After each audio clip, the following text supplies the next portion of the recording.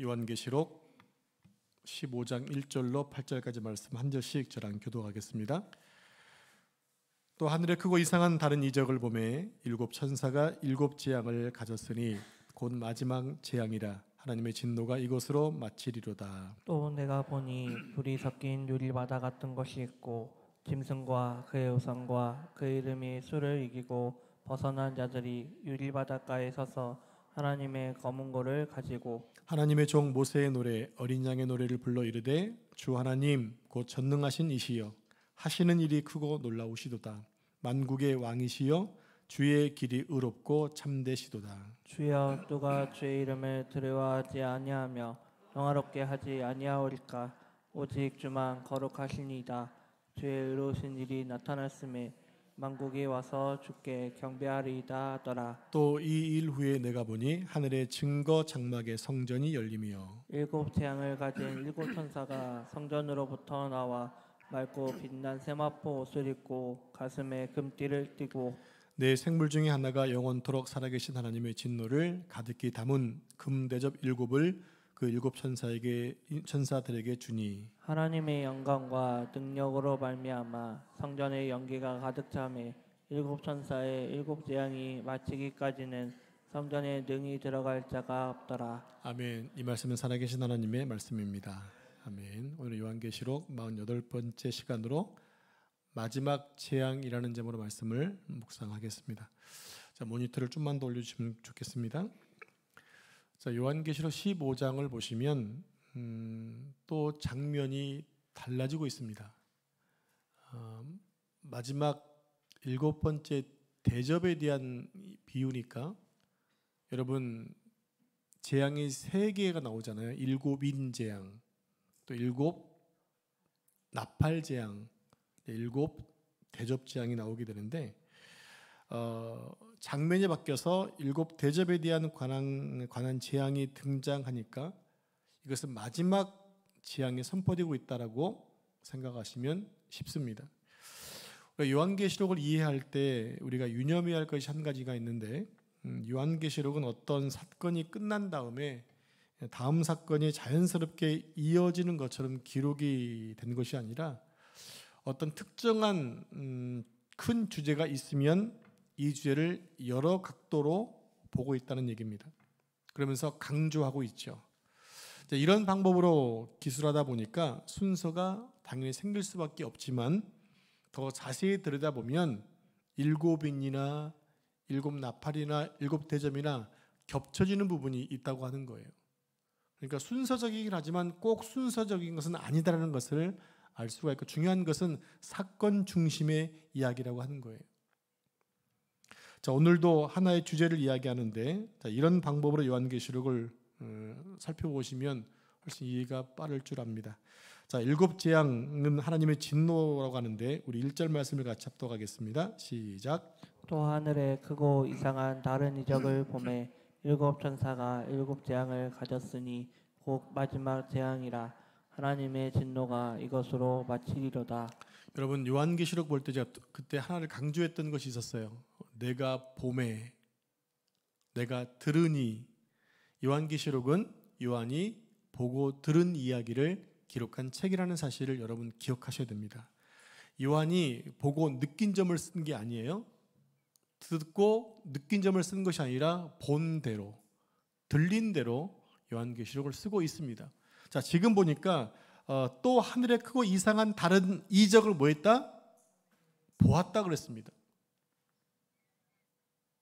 그러면서 중간에 마지막 재앙이라 이곳으로 마치리로다 돼 있죠. 자, 이적을 잠깐 볼까요? 이적이 무슨 말인지. 자, 이적은 세메이온이라고 하는 단어예요. 세메이온. 따라해 볼까요? 세메이온. 네, 무슨 뜻이냐면 표적, 사인이라는 뜻을 가지고 있는데요.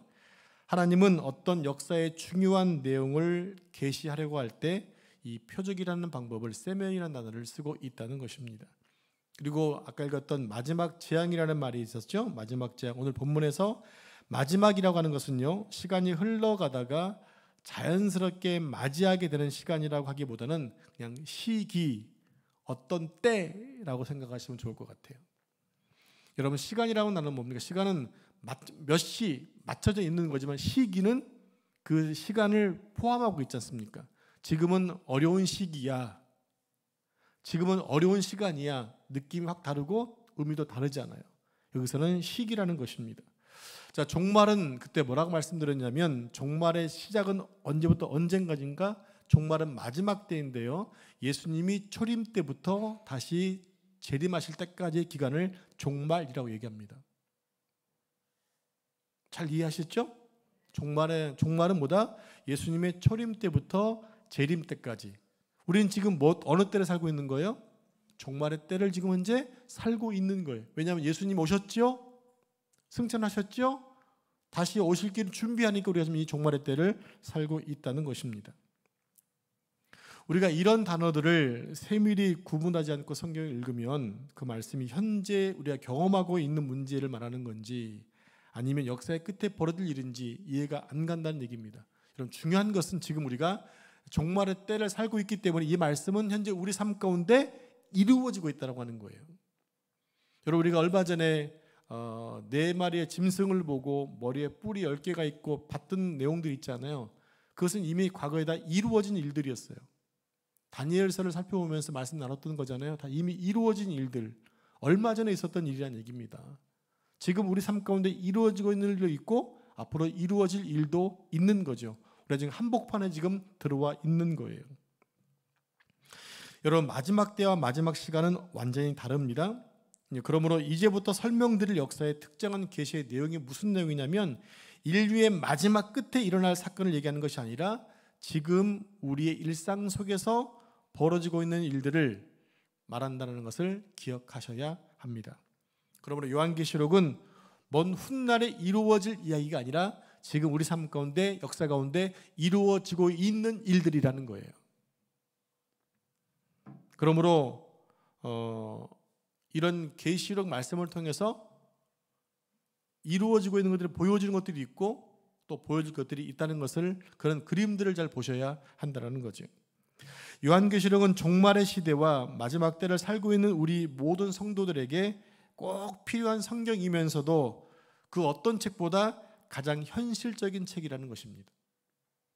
자, 또 1절 마지막 부분에 마친다라는 말이 있어요. 그것은 끝난다라는 의미가 아니라 원어로 무슨 뜻이냐? 드디어 완성되었다라는 뜻이에요. 그러니까 마친다란 말은 하나님의 전 역사를 통해 진행되어 오던 일들이 드디어 완성되었다라는 것입니다. 그것이 어떻게 완성돼 가고 있는지를 오늘 말씀을 계속해서 보면 되겠습니다. 자, 본문에는 큰 2개의 그림이 나오고 있습니다. 자, 첫 번째 그림을 볼까요? 2절 말씀을 같이 합독합니다. 2절 시작. 또 내가 보니 불이 섞인 유리바다 같은 것이 있고 짐승과 그의 우상과 그의 이름의 수를 이기고 벗어난 자들이 유리바다 가에 가서서 하나님의 검은 고를 가지고. 네, 이 말씀은 검은 고를 가지고 노래하는 장면인데 두 바다가 등장을 합니다. 두 바다가. 어떤 바다인가요? 처음에는 불이 섞인 바다, 뒤에 나오는 것은 그냥 유리바다. 바다가 2개예요. 이것은 그냥 제가 언젠가 말씀드렸어요. 문학적인 표현이라는 말씀드렸죠. 성경책이 글이다 보니까 문학적인 양식이 있다라는 거예요. 그래서 불이 섞였다, 유리바다다, 이것이 다 문학적인 표현을 하고 있다는 얘기입니다. 이렇게 지금 불이 섞인 유리바다 플러스 그냥 유리바다는 문학적 표현만 다를 뿐이지 하나의 바다를 말하고 있는 거예요. 자, 2절을 보시면 짐승의 공격과 고난을 이겨내고 고난을 극복한 성도들이 지금 어디에 서 있느냐? 바닷가에 서 있다는 겁니다. 여러분, 그러면 어떤 것이 연상의 그림에서 가시나요? 성경 가운데 어떤 그림의 실은 매치가 되셔야 되는데, 자, 계속 진도 나가겠습니다. 자, 그 바다는 유리바다로 한쪽에는 불이 섞여 있다고 했습니다. 이 말은 바다에 불이 붙었다는 것이 아니에요. 바다에 기름이 떠 있으면 기름에 불이 붙는 경우는 있지만 어떻게 바다에 불이 붙겠습니까? 이것은 어떤 뜻이냐면 불이 어른어른 이렇게 비춰진다는 뜻이에요. 마치 멀리 보고 있으면 이렇게 내가 앞에 보고 있는데 한쪽에서 보면 이렇게 눈을 돌려보면 뭐 이렇게 피어나는 것 같은 보실 수 있잖아요. 그런 식으로 불이 아른아른거리고 있다는 얘기입니다. 그리고 바닷가에 서 있는 성도들은 666으로 대변되는 세상의 모든 권력 체계 밑에서 고난과 손해와 환난을 당한 사람들이에요. 그 성도들이 지금 무엇인가에 의해서 불이 섞인 유리 바닷가에 서 있다는 것입니다. 또 반대편 쪽에서 성도들이 하나님의 검은고를 타고 노래를 부르고 있어요. 어떤 노래를 부르고 있는 것일까? 이제 좀 여러분 이제 좀 아까 제가 물었던 질문과 많이 가까워지게 되는데, 자 3절 말씀을 같이 합독하겠습니다. 시작. 하나님의 종 모세의 노래 어린 양의 노래를 불러 이르되 주 하나님 곧 전능하신 이시여 하시는 일이 크고 놀라우시도다. 만국의 왕이시여 주의 길에 의롭고 참되시도다. 자, 이 노래의 제목은 하나님의 종 모세의 노래, 또 어린 양의 노래입니다. 그런데 가사는 어디선가 본 듯한 내용입니다. 어디일까요? 홍해 출애굽기 14장에 나와 있는 15장 쪽에 나와 있는 홍해 바다 건너서 모세가 노래를 부르고 미리암이 소고치고 노래 불렀던 장면을 연상시켜 준다는 겁니다. 자, 본문 4절 말씀을 같이 합독하겠습니다. 본문 4절 시작. 주여 누가 주의 이름을 두려워하지 아니하며 영화롭게 하시지 아니하오리까. 오직 주만 거룩하시니이다. 주의 의로우신 일이 나타났음에 만국이 와서 주께 경배하리이다 하더라. 그러니까 이 노래는 출애굽 당시에 홍해를 건넌 다음에 모세와 백성들과 모세의 누이인 미리암이 하나님의 구원을 찬양한 노래를 부르고 있는 것처럼 보이는데, 이 노래에서 세 가지를 노래하고 있습니다. 세 가지. 자, 아까 말씀 좀 띄워주시겠어요? 자, 첫 번째 3절에 보면, 3절 말씀 보면 제가 번호를 매겨놨죠? 네. 3절에 보면 어떤 노래냐, 세 가지인데 전능하신 하나님이 하시는 일이 크고 놀랍다라는 것입니다. 하나님은 위대하신 분이시고 하나님은 전능하신 분이십니다. 그분의 하시는 일은 다 위대하고 놀랍다라는 것입니다. 자, 두 번째는 3절에 하나님의 일이 의롭고 참되다고 노래하고 있어요. 하나님이 하시는 모든 일들은 의롭고 참됩니다. 세 번째는 4절 끝부분에 있는데 하나님이 하신 일 때문에 만국이 하나님께 경배할 수밖에 없다는 겁니다. 자, 지금 하나님은 계시를 통해서 승리한 백성들이 유리 바닷가에 서서 이 노래를 부르는 광경을 지금 우리로 하여금 뭐하게 하고 있는 거예요? 보게 하고 있는 거예요. 그러니까 지금 이것은 요한이 보았지만 지금 누가 보기 원한다는 얘기입니까? 지금 이 말씀을 듣고 있는 우리로 하여금 그 광경을 지금 보게 하고 있는 거예요. 여러분 이 광경을 지금 보고 계셔야 되는 거예요. 하나님의 위대하신 일들을, 그 크고 위대한 일을 베푸니까 만국이 그 앞에서 찬송했던 것들을 우리가 지금 보고 있어야 한다는 얘기예요. 그래야 나도 동참해서 찬송할 수가 있기 때문입니다. 여러분 히브리 노예들은 무려 430년 동안 애굽에 살면서 최소한 200년 이상을 종노릇했습니다. 우리나라도 36년 동안 일제 치하에서 압박을 받아 살았기 때문에 그 고통이 얼마나 큰가를 알고 있죠. 그런데 200년입니다. 200년 더 될 수도 있습니다. 얼마나 고통스러웠을까요? 때가 뒤에 하나님은 모세를 앞세워서 이스라엘을 구출의 광야로 인도해 가시죠. 그런데 문제는 이들이 나갈 능력이 없었다는 거예요. 이들은 노예였기 때문에 군사훈련을 받지 못했습니다. 철병거 앞에서, 애굽의 군인들 앞에서 꼼짝할 수 없는 상황에 있는 사람들이었어요. 그래서 하나님은 강권적인 역사로 10개의 재앙을 통해, 특히 마지막 장자 재앙을 통해서 출애굽시키게 되죠. 이스라엘 사람들이, 아니 애굽 사람들이 제발 좀 나가주세요. 처음에는 뭐 했습니까? 나가면 안 돼. 왜냐? 그들이 나가면 경제적으로 문제가 생기거든요. 30% 이상이 경제적 타격을 입기 때문에 못 내보내는 거예요. 그것도 무보수로 일을 시켜 공짜로 해서 30% 경제를 얻어먹었는데 그들이 나가면 어떻게 하는 얘기입니까? 문제가 생길 수밖에 없다라는, 그러니까 안 내보내는 거예요. 애굽 바로왕이. 근데 계속해서 나라가 지금 하나님의 재앙으로 인하여 어려움을 겪으니까 제발 좀 나가주세요. 그냥 보냈나요?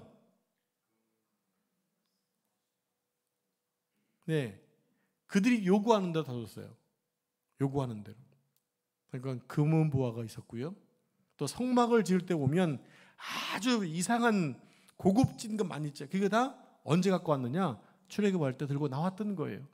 왜 그랬을까요? 성막을 지어야 되니까. 근데 이 고약한 백성들이 하나님께 드려야 될 그 금을 가지고 뭘 만들었어요? 금송아지를 만드는, 이게 인간이에요. 하나님이 그들로 하여금 섬길 수 있는 모든 것들을 만들어 주었는데 자기 욕심에 따라 쓰다 보니까 엉뚱한 대로 살아가게 되는 거예요. 마지막 재앙 때 히브리 노예들은 어린 양을 잡아서 어린 양의 피를 문설주에 바르게 됩니다. 그러면서 심판과 죽음이 넘어가게 되죠. 히브리 백성들은 구원을 받게 되고 모세를 선두로 애굽에서 탈출하게 됩니다. 그때 바로가 뒤늦게 후회하면서 그 당시 가장 강력했던 철병과 말과 기병을 앞세워서 탈출한 백성들을 뒤쫓아옵니다. 그런데 이스라엘 앞에는 무엇이 있었어요? 건널 수 없는 홍해가 있었습니다. 왜 하나님은 답이 뻔한 곳으로 인도하셨을까요? 하나님의 살아계심을 보여주기 위함이었습니다. 우리가 그것을 지금 봐야 한다는 얘기예요.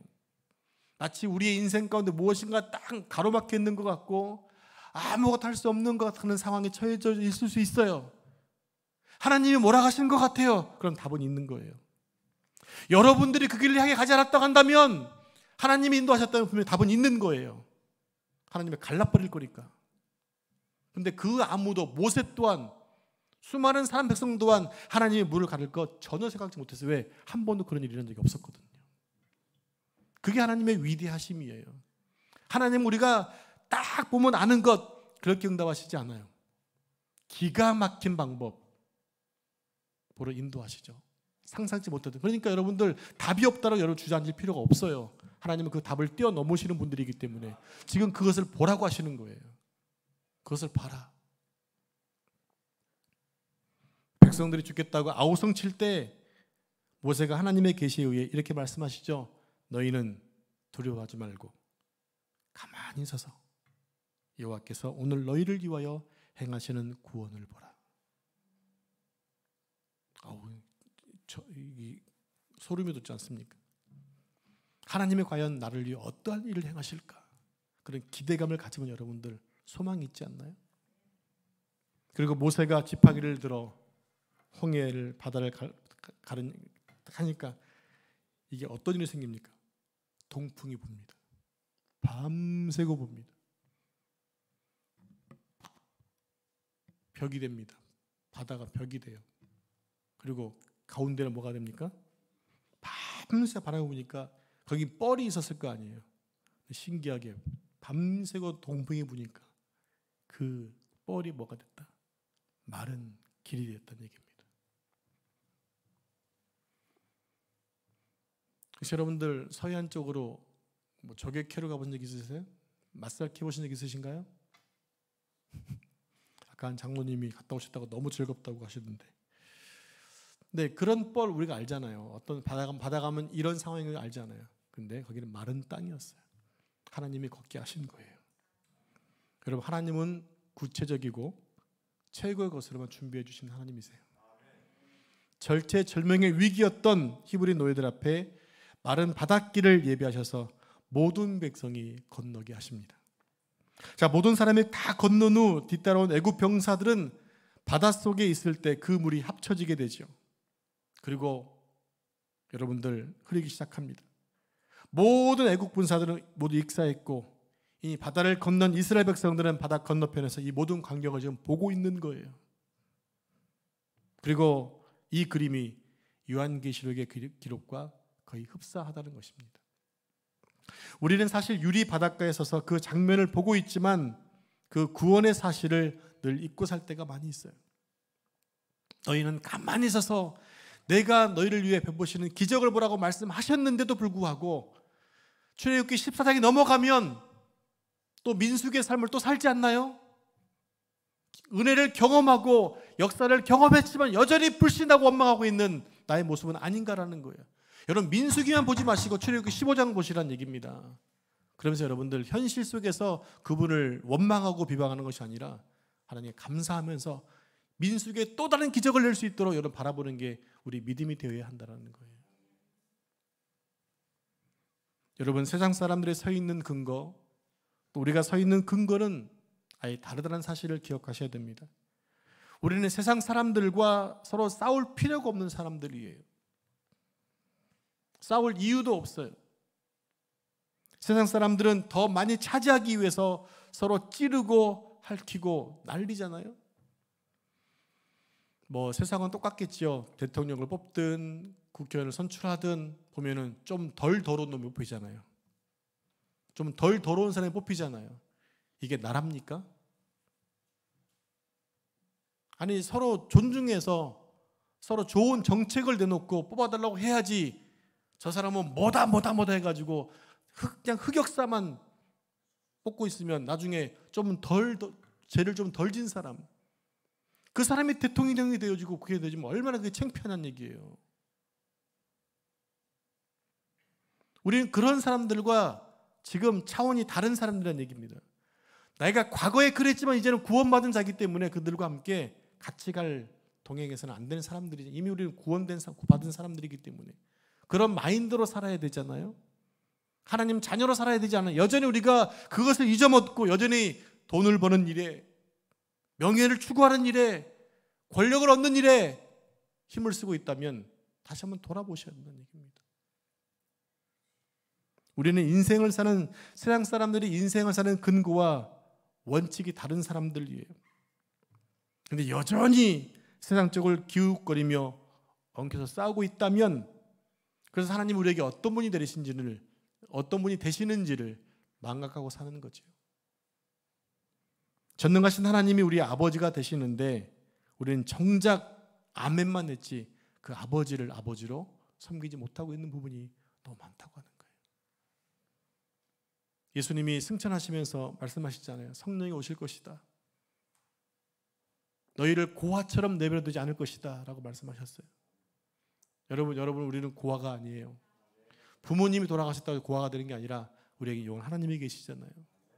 그 하나님을 진짜 아버지로 모시고 사는 여러분 되었으면 좋겠습니다. 우리가 무엇을 근거로 사는지를 정확히 알고 살아야 돼요. 우리는 하나님의 자녀입니다. 하나님의 자녀답게 폼내면서 사시기 바랍니다.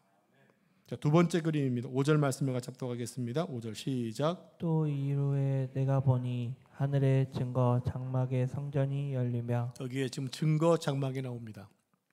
증거 장막이 뭘까? 지성소에 있는 하나님 말씀이 들어있는 법궤를 가리킵니다. 증거 장막은 곧 하나님의 성전은 하나님의 통치가 시작되는 곳임을 알려주는 것이죠.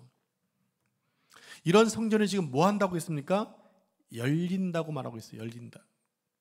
드디어 역사 전체에 걸쳐서 하나님의 말씀대로 역사가 구현되고 있음을 보여주고 있는 그림입니다.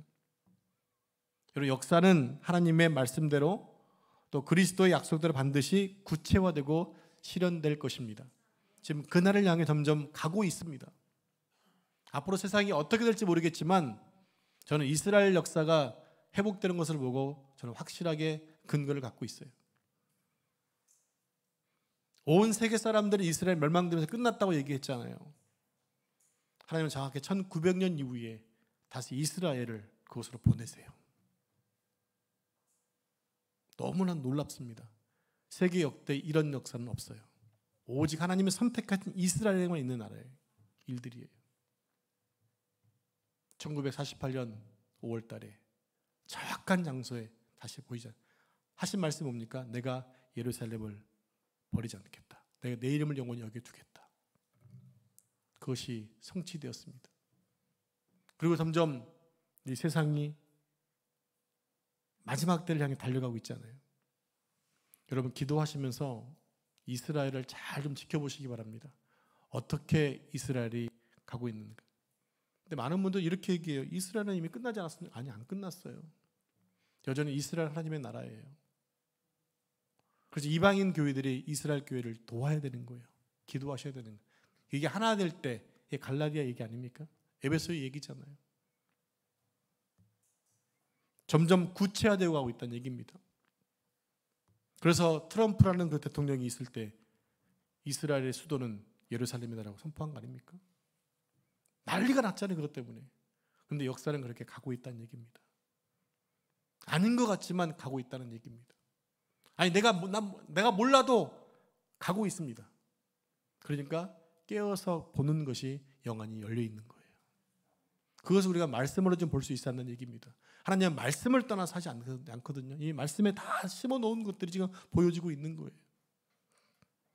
자, 이제 마지막으로 본문 7절 8절 말씀을 같이 보겠습니다. 한 절씩 교독하겠습니다. 내 생물 중에 하나가 영원토록 살아계신 하나님의 진노를 가득히 담은 금 대접 7을 그 7 천사들에게 주니 하나님의 영광과 능력으로 말미암아 성전의 연기가 가득 차매 7 천사의 7 재앙이 마치기까지는 성전에 능히 들어갈 자가 없더라. 여기 지금 금 대접이 나옵니다. 그 금 대접의 내용을 알아야 되겠죠? 이것은 마지막 날에 금 대접에 담겼던 진노가 인류의 마지막 시간에 쏟아질 것이라는 말이 아니라는 거예요. 그렇게 했는데 마지막 제가 아니라고 말씀을 드렸어요. 자, 다시 8절 말씀 다시 읽을게요. 8절 시작.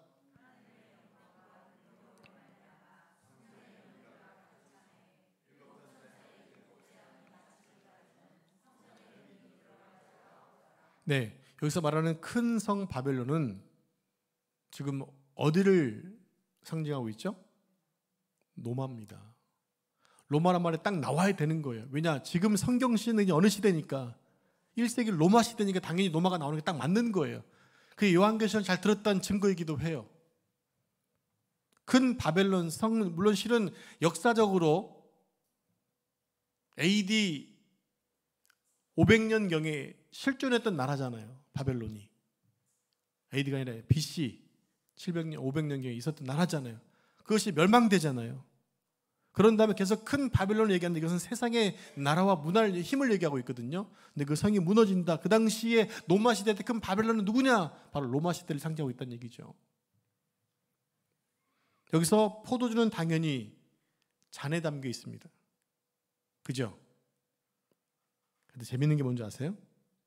헬라어로 이 대접과 잔이 같은 말로 쓰여지고 있다는 거예요.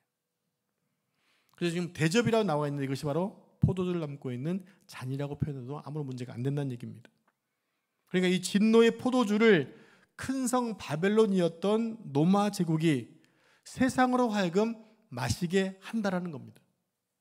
즉 로마의 모든 영향력이 온 세계에 지금 영향을 주고 있다는 얘기예요.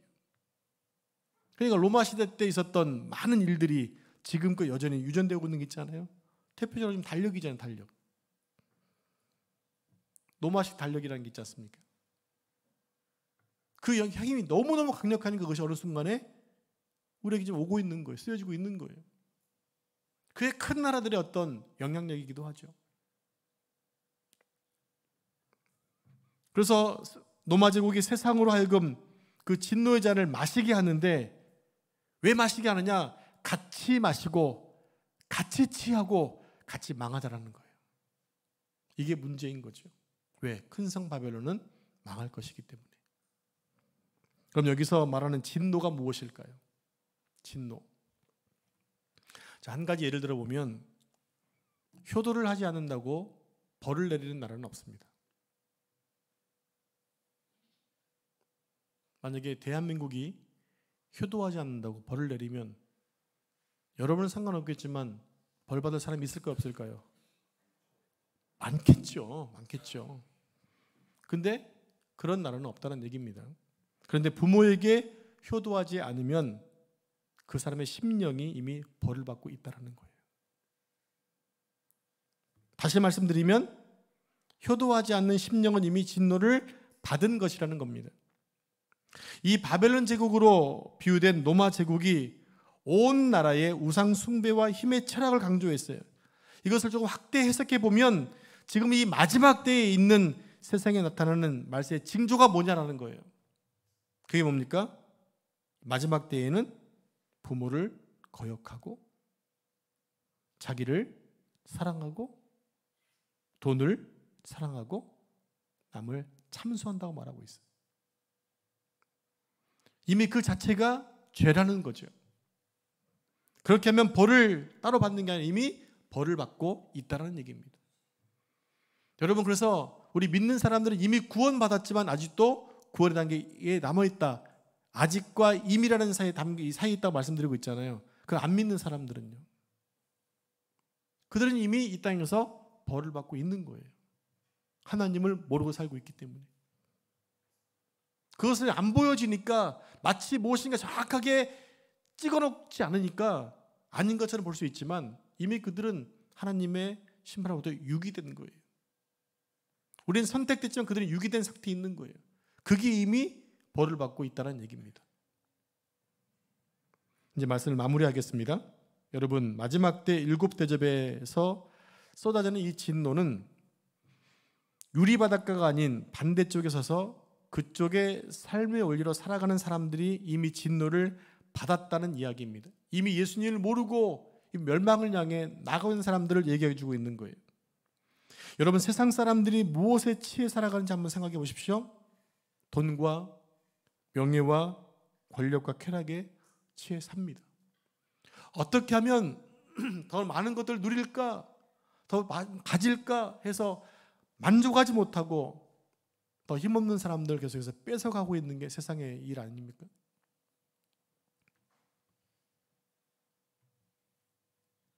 권력도 보면 더 가지려고 그러고, 또 쾌락, 또 더 큰 쾌락에 빠지려고 앞편에 손을 대고, 그들은 진리와 영생을 생각하지 못하고 사는 사람들입니다. 그래서 그들은 이미 벌을 받고 있는 거예요. 그들은 이미 멸망의 자리에 서 있는 것입니다. 그러나 우리는 어디에 서 있나요? 구원의 자리에 서 있습니다. 그렇다고 해서 우리가 잘나서 구원받은 것이 아니잖아요. 그래서 우리는 한편으로 구원을 자랑할 수가 없는 거. 왜? 내가 한 게 아니기 때문에. 그렇지만 자랑해야 됩니다. 이처럼 자격 없는 자를 구원해 주신 하나님을 자랑해야 되는 거죠. 어떤 자가 할 수 있나요? 구원받은 자가 일을 할 수 있다는 것입니다. 우리가 잘나서 홍해 건너 유리 바닷가에서 모세의 노래와 어린 양의 노래를 부르고 있는 것이 아니에요. 이 모든 것은 하나님의 계획하심과 어린 양의 죽음의 공로로 인해 우리에게 얻어진 것입니다. 오늘 이 구속의 은혜가 우리 삶 속에서 절절히 흘러 넘치게 해야 돼요. 너희는 가만히 있어 내가 하나님 dem을 볼지어다. 시편 84편에 이런 말 있죠. 너는 입을 크게 열라 내가 채우리라. 여러분, 문제가 있을 때마다 기도하십시오. 문제 있을 때 문제 앞에서 꼬꾸라져 가지고 아이고 아이고 하지 마시고 입을 넓게 열어서 하나님의 도우심을 구하기 바랍니다. 우리는 그렇게 구할 수 있는 자격을 가진 자들입니다. 하나님의 은혜와 예수님의 구속의 사역을 통해 그런 우리가 자유함을 받은 자들, 자격을 얻은 자가 되었기 때문에 입을 넓게 여는 것이 하나님을 존중해 드리는 거예요. 자녀들이 아빠 엄마 부를 때 엄마 아빠는 기쁨이 있지 않나요? 우리의 자녀가 아빠를 인정해 주네, 엄마를 인정해 주네. 하나님의 이름을 많이 불러드리는 것도 하나님을 존중하는 거예요. 그래서 하나님을 여러분 많이 찬송하셔 예배할 수 있기 바랍니다. 다시 한번 우리 복음의 약속이 우리 삶 속에서 어떻게 불려지고 실현되고 있는가를 발견하시면서 이 구속의 은혜로 인해서 세상의 여러 가지 환난과 어려움 속에 무너지지 않고 또 세상을 향해서 담대하게 복음을 선포하시면서 나에게 이미 이루어진 이 구원의 기쁨을 가지고 하나님을 찬송할 수 있는 여러분 삶 되기를 축복합니다. 기도하겠습니다. 하나님 감사합니다. 우리를 하여금 구원시켜 주셔서 구원의 찬양을 부를 수 있는 자리에 서게 하심을 감사합니다. 지금 요한이 보고 있는 그림이 오늘 우리가 우리 삶 속에서 누리고 있는 복임을 믿습니다. 우리가 구원받았기에 하나님 자녀가 되었기에 아버지 하나님 세상을 바라보며 나는 구원 백성입니다라고 선포할 수 있는 삶을 살아갈 수 있는 은혜 허락해 주신 것을 감사하며 늘 주의 이름을 부르며 주의 영원하심을 찬양할 수 있도록 축복해 주시옵소서. 구원의 감격을 가지고 구원의 노래를 마음껏 부르는 우리 삶 되도록 도와주시고 우리 입술을 통해 주오시는 그날까지 복음이 선포될 수 있도록 주여 축복해 주시옵소서. 이 모든 말씀을 존귀하신 예수님의 이름으로 기도합니다. 아멘. 기도 제목